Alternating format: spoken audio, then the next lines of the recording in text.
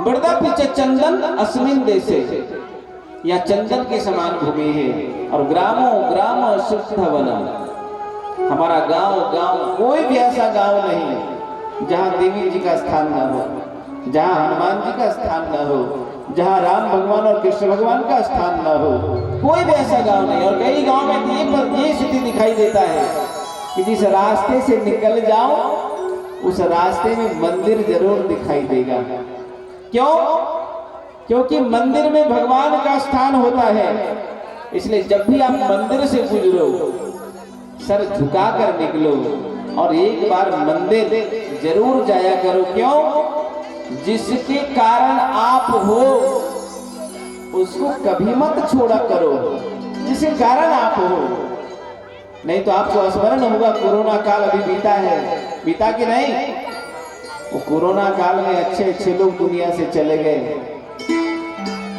और हमें लगता है कि जितना प्रवचन करके मौत का अनुभव हम लोगों ने नहीं कराया उतना कोरोना ने बड़ा सहज में करा दिया और मौत को समझ में आ गया भैया मौत पता नहीं कब आ जाए। इसलिए ग्रामों ग्रामों सिद्ध वनम। विदेश के लोग 10 बजे उठे, 11 बजे ऑफिस गए, पता चला भूख लगा है, 4 समोसा खा लिया, बाद में याद आया बोले आज तो दातुन नहीं किया, तब उसने ब्रश किया। ओहो अभी तक मैंने नहाया नहीं, फिर वो नहाया। बाद में समझ में आया कि अभी तो शौच आदि गए नहीं, तब वो शौच आदि से निवृत्त हुआ, जैसा कहा वैसा मन हुआ। लेकिन हमारे भारत और भारतीय संस्कृति में रहने वाले लोग, साधारण सा गांव में रहने वाले लोग, बहुत सारे ऐसे लोग मिलेंगे कि जब तक वो नहाते नहीं तब तक वो मुंह में पानी भी नहीं देते। और कई लोग ऐसे मिलते हैं कि जब तक वो पूजा नहीं करते तब तक कुछ नहीं खाते। इसमें से कौन कौन ऐसे लोग जो बिना नहाए नहीं खाते? हाथ खड़ा करना जरा, क्या बात है, जरा कस के ताली बजाना। बोलिए श्याम रामचंद्र भगवान की जय। तो भोगवादी देश में मनचाहा वातावरण है, लेकिन हमारे यहाँ भारतीय संस्कृति के अनुरूप तपोभूमि हर ग्राम है, तपोभूमि हमारा गांव है। इसलिए भारत कृषि प्रधान देश कहा गया, भारत ऋषि प्रधान देश कहा गया। अमेरिका में डॉलर प्रसिद्ध है, जापान में वस्तु प्रसिद्ध है, कुवैत में तेल प्रसिद्ध है, पाकिस्तान में आतंकवाद प्रसिद्ध है, पर भारत में संत प्रसिद्ध है। जिस देश में संत फकीरों का आदर सम्मान हो, जहां माता पिता और गुरुओं का सेवा करता इंसान हो, वो देश हमारा भारत है। उस देश की धरती को ऋषियों ने ऐसा यज्ञ किया है, ऐसा यज्ञ किया है कि भगवान श्री राम जी का प्रागट्य हो गया है। और कृषि प्रधान देश में जनक जी ने ऐसा सोने का हल चलाया है जहां जानकी जी का प्रागट्य हो गया है। पर विडंबना ये है कि लोग अपना ऋषि प्रधान देश मानते हैं, न कृषि प्रधान देश मानते हैं, अब कुर्सी प्रधान देश मानने लगे। वही से विडंबना चालू हो गए। बोलिए श्याम रामचंद्र भगवान की जय। तो तपोभूमि हर ग्राम है, हमारा गांव तपोभूमि है। और हर बाला देवी का प्रतिमा, हमारे यहाँ की बहनें कोई साधारण बहनें नहीं है।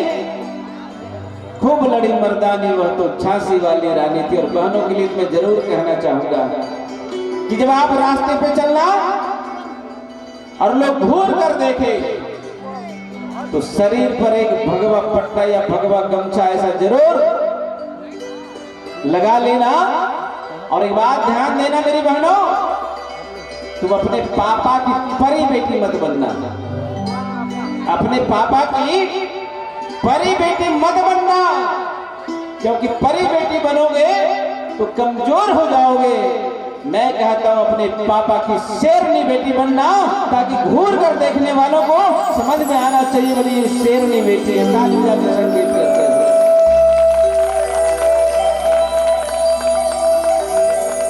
कोई तुम्हारे बीच में मौली पहनकर तिलक लगाकर अगर तुम्हें अन्य मजहब वाले लोग बहकाने का काम करें तो रखना हाथ में तलवार और सर काट कर लेते आना और बता देना बोला मैं हिंदू शेरनी बेटी अपने बाप की शेरनी बेटी है।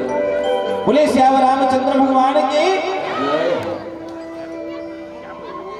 इसलिए खूब लड़ी मर्दानी, वह तो झांसी वाली रानी थी, हमारे यहाँ की बहनें वो थी।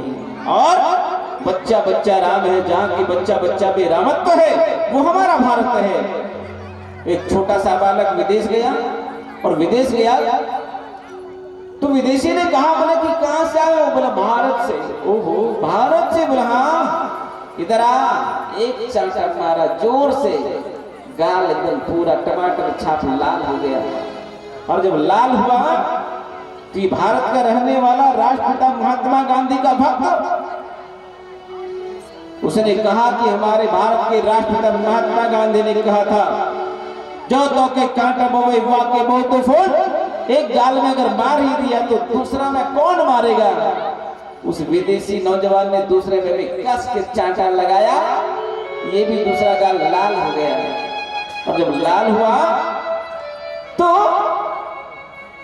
इसने ये कहा, क्योंकि इसने ये उंगली नहीं दिखाई, याद रखो अपने दुश्मनों को सिर्फ उंगली दिखाओगे तो कुछ नहीं होने वाला। उसने चांटा नहीं दिखाया, चांटा से भी कुछ नहीं होता। उसने ऐसे मुक्का बांधा और जोर से बांधा और संकल्प किया हम बालक हैं तो क्या हुआ, उत्साही हम वीर हैं, नन्हे मुन्ने बच्चे इस देश के तकदीर हैं। श्री कृष्ण ने बचपन में क्या क्या कर्तव्य दिखला दिए, पूतना और कंस के पल में छक्के छुड़ा दिए और ऐसा मुक्का मारा कि दो चार पलटनियां खाकर गिरा।